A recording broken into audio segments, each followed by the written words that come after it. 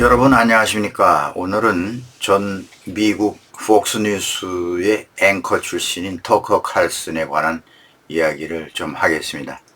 인기 앵커 터커 칼슨, 요즘 또 러시아 모스크바를 갔다 왔군요. 지난번 2월 봄에는 모스크바에 가서 러시아 대통령 푸틴과 인터뷰를 해서 화제를 모았었죠. 터커 칼슨은 친러시아, 친트럼프 인물로 알려진 극우 논객입니다. 이번엔 러시아 외무부 장관 세르게이 라브로프를 인터뷰했습니다. 날짜는 12월 3일입니다. 폭스뉴스의 간판 프로그램이 있었죠. 터커 칼슨 투나잇. 이것을 7년 동안 맡아서 진행을 해왔는데요. 2020년 대선 때죠. 미 대선 때 소송에 휘말립니다. 회사가. 폭스 뉴스가 2020년 대선 도미니언 보팅 시스템 회사, 그러니까 투표기 만드는 회사인데, 이 투표기를 조작해서 트럼프 후보로부터 대선 결과를 훔치는 데 도움을 줬다, 이런 주장을 방송을 통해서 펼치다가 소송을 당합니다. 그래서 1조 원에 이르는 엄청난 배상금을 지불하는 사태가 벌어졌죠. 이 장본인이 바로 앵커 터커 칼슨이었죠. 배상금을 물어주고 그 후 일주일 만에 해고가 됐습니다. 당시 칼슨은 폭스에서 대선 조작설, 또 코로나 백신 음모설, 백인 민족주의 등 온갖 가짜 뉴스의 온상 역할을 칼슨이 했습니다. 이 폭스를 떠난 후에도 극우적이고 음모론에 치우치는 성향을 보여주면서 주목을 끌었는데요. 어쨌든 그의 행보는 남이 넘보지 못하는 보도로 인기를 끌고 있습니다. 미국 정치 매체 폴리티코 그리고 로이터 통신 등에 따르면 칼슨은 방문한 그날 저녁 자기의 X에 영상을 올렸죠. 우리는 세계에서 가장 오래 재임한 외무부 장관인 세르게이 라브로프 러시아 외무부 장관과 인터뷰를 하기 위해 어제 모스크바에 왔다, 이런 식으로 밝혔습니다. 러시아 외무부 장관 세르게이 라브로프, 여러분께서도 사진에서 많이 보셨을 줄 압니다. 1950년생인데요. 이 사람이죠. 현재 74세가 됩니다.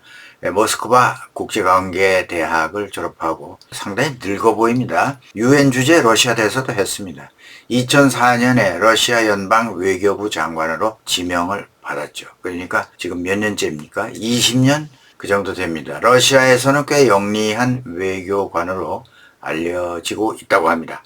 정치인이라기보다는 공무원이죠. 아버지는 아르메니안인이고 어머니는 조지아인, 그러니까 모스크바 출신이 아니죠. 이 터커 칼슨이 모스크바를 왜 방문하게 되었을까? 그런 의문이 듭니다. 의문보다도 방문한 목적이 뭐냐? 이런 얘기를 하는군요. 우크라이나 전쟁의 위험이 커지고 있는데도 미국인은 기껏 MBC 뉴스와 뉴욕타임스, 여기서 보내는 뉴스만 보고 있다. 시청자는 러시아의 관점을 들을 기회가 있어야 한다, 이런 주장을 했습니다. 서방 기자로서는 상당히 용기가 있는 기자다, 이렇게 생각이 됩니다. 그러면서 칼슨 얘기입니다. 우리는 미국인 대부분이 알지 못하는 사이에 러시아와 열전을 벌이고 있다. 이는 선포되지 않은 전쟁이고 미국인이 투표하지 않았고 미국인 대부분이 원하지 않는 전쟁이다. 그러면서 미군 병사는 러시아에서 러시아인을 살해하고 있다. 근데 이게 무슨 말입니까? 그리고 하는 말이, 두 강대국은 쿠바 미사일 위기 때보다 더 직접 충돌에 가까워졌다. 아울러서 우크라이나의 장거리 러시아 본토 공격이 시작되었죠. 여기서 그 장거리 미사일에 대해서 이렇게 말했는데요. 미군의 직접적인 개입 없이는 우크라이나가 미국이 제공한 에이테크럼스를 사용할 수 없다, 이렇게 말했습니다. 근데 칼슨은 어떤 생각을 하고 이런 말을 했을까요? 조금 더 살펴보면, 미군 병사가 러시아에서 러시아인을 살해하고 있다. 근데 이 말을 뒤집어 보면은요, 칼슨의 인식 속에는 우크라이나를 러시아의 일부로 보고 있구나, 이 러시아가 좋아하겠네요, 이런 생각을 하게 되고요. 또 러시아의 본토를 공격하는 에이테크럼스는 우크라이나 전선에서 미군의 도움으로 운영하고 있다. 그러니 우크라이나 전선에 미군이 개입하고 있다. 그런 얘기입니다. 네, 칼슨 얘기라는 한 기자의 시선으로 보면 될 것 같습니다. 미군이 정말 개입하고 있는지, 네, 어떤 그 증거가 없이 이런 얘기를 했습니다. 칼슨이 세르게이 라브로프 러시아 외무부 장관과 인터뷰한 내용은 알려지지 않았습니다. 그런데 외신 등 라브로프가 인터뷰에서 평화 협상과 관련해서 이런 얘기를 했다고 그 설이 나 돌고 있습니다. 평화 협상의 평화 조건을 얘기하면서 우크라이나가 나토에 가입하면 안 된다. 우크라이나의 외국 군사기지와 군사훈련이 없어야 한다. 러시아가 점령하고 있는 우크라이나 동남부 4개 주를 러시아의 일부로 완전히 인정해야 한다. 우크라이나는 러시아어, 문화, 미디어, UOC에 대한 법률을 폐지해야 한다. UOC라고 하는 것은 우크라이나 정교회를 말합니다. 그런데 이 우크라이나 정교회 중에서 러시아 정교회에 소속되어 있는 우크라이나의 그 성당 수도원 단체, 이런 단체들의 활동을 금지하는 법을 최근 법안을 통과시켰습니다. 우크라이나 정교회를 러시아 정교회로부터 독립시키겠다고 하는 그런 얘기죠. 이 법을 철폐라는 얘기입니다. 라브로프 얘기입니다. 러시아가 우크라이나에 안전보장을 제공해야 된다. 이런 말도 했습니다. 이건 또 무슨 말인가? 우크라이나를 완전히 러시아의 일부로 보고 있다는 그런 얘기죠. 그러니 러시아는 우크라이나 안보 의무도 있다. 러시아가 우크라이나를 보호해 주겠다. 그런 얘기인가요? 어찌됐든 이런 말들이 비공식적으로 흘러나왔습니다. 그리고 러시아가 우크라이나의 전쟁에서 패배하지 않기 위해 모든 수단을 쓸 준비가 돼 있다라고 밝혔다고 알려지고 있습니다. 특히 러시아가 최근 지난달 20일 드니프르에 시험 발사한 오레시니크라고 하는 극초음속 미사일이 있었죠. 이 미사일을 우리는 수도 키이우에 발사할 수 있다. 이렇게 라브로프가 위협을 했다고 합니다. 미국과의 핵전쟁은 원치 않고 미국과의 정상적 관계를 원하고 있고 두 나라가 협력하지 못할 이유도 없다. 이런 주장을 했다고 합니다. 칼슨은 또 우크라이나 대통령 보로디미르 젤렌스키 대통령과 인터뷰하려고 1년 넘게 노력했다고 합니다. 하지만 미국 정부에 의해서 좌절됐다. 칼슨의 얘기입니다. 바이든이 허용했겠습니까? 네, 젤렌스키 행정부에 대해서는 이렇게 비판했습니다. CNN과는 대화할 수 있고 나와는 대화할 수 없다. 왜 나와는 대화를 못하냐? 이런 비판을 하면서요. 지난 7월에는 우크라이나에 정말 가긴 갔었습니다. 그런데 대통령을 만나지는 못했죠. 칼슨은 젤렌스키 대통령을 독재자와 땀에 젖은 비열한 놈이다. 이런 식으로 헐뜯은 적이 있습니다. 젤렌스키 대통령이 이 말을 듣고 만나 주겠습니까?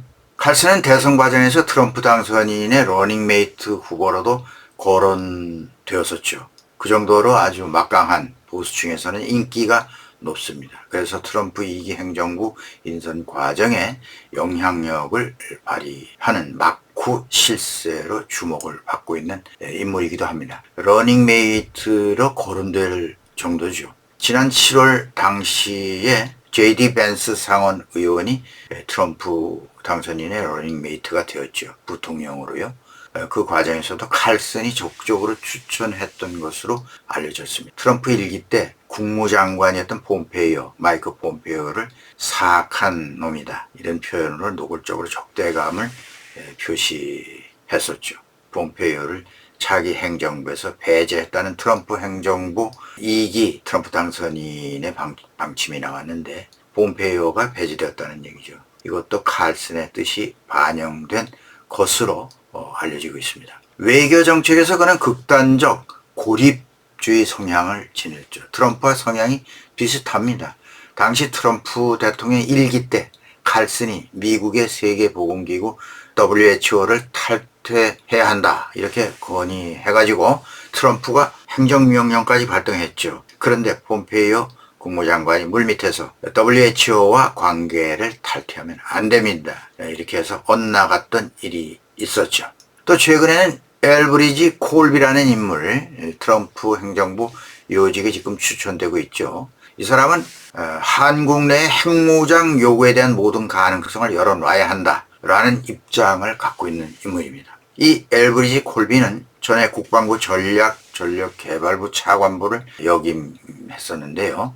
현재 트럼프 2기 행정부의 백악관 국가안보보좌관으로 지금 거론되고 있습니다. 이것도 칼슨의 입김이 영향을 미쳤다는 후문입니다. 칼슨은 콜백에 이렇게 말했습니다. 당신은 국가안보에 대한 트럼프 당선인의 부상을 이해하는 몇 안 되는 전문가 중에 한 명이다. 이렇게 호평을 하면서 공개 지지를 선언했습니다. 이쯤 되면 트럼프 행정부에서 뭐 한자리 좀 해볼까 하는 사람들이 칼슨 주변에 몰려들지 않을 수 없죠. 그러면서 자신은 직접 트럼프 2기 행정부에 일할 생각은 없다. 이렇게 선을 그었습니다. 칼슨의 말이 재미있죠. 칼슨은 팟캐스트에서 자신을 이렇게 말했습니다. 나는 행정부 고위직에 어울리지 않는 사람이다. 난 자신의 분야에서 벗어나는 사람들을 혐오한다. 자기가 잘하는 것을 해야 한다. 이렇게 말했습니다. 칼슨에게 이 말을 꼭 실천에 옮기기를 바란다. 라고 말해주고 싶습니다. 러시아 대통령 푸틴과 인터뷰할 때도 러시아가 우크라이나 침공을 옹호하는 발언으로 논란을 빚었죠. 그 당시에도요. 이번에도 조 바이든 미국 행정부의 우크라이나 전쟁 정책이 미국을 러시아와의 핵전쟁으로 몰아넣고 있다라고 라브로프 인터뷰에서 말한 것으로 알려지고 있습니다. 그러면서 최근 바이든 행정부가 우크라이나의 미국산 무기로 러시아 본토를 공격할 수 있게 허용한 것은 미국을 역사상 그 어느 때보다 더 핵전쟁에 가깝게 만들었다 라고 말하면서 우리는 대부분의 미국인들도 모르는 사이에 러시아와 치열한 전쟁에 처해 있다. 이렇게 말했습니다. 또 칼슨은 내년 1월 취임하게 될 트럼프 당선인의 복귀가 우크라이나 전쟁에 미칠 영향도 이번 인터뷰 주제로 다루어졌다고 하는데요. 이에 대한 라브로프 장관의 그 견해가 무엇인지는 알려지지 않고 있습니다. 네, 개인적 추측에 의하면 앞으로 예상되는 트럼프의 우크라이나 전쟁 종전론에 이 터커 칼슨이 뭐 어떤 영향을 미치지 않겠는가 이렇게 생각이 됩니다. 친 러시아 인사니까 거침없이 러시아 편에 서서 편파성 있는 영향을 트럼프 종전 정책 수행에 영향을 줄 것이 아니겠는가 이렇게 생각이 됩니다. 네, 오늘은 터커 칼슨 앵커와 러시아 외무부 장관 라브로프 얘기였습니다. 시청해주신 여러분 감사합니다.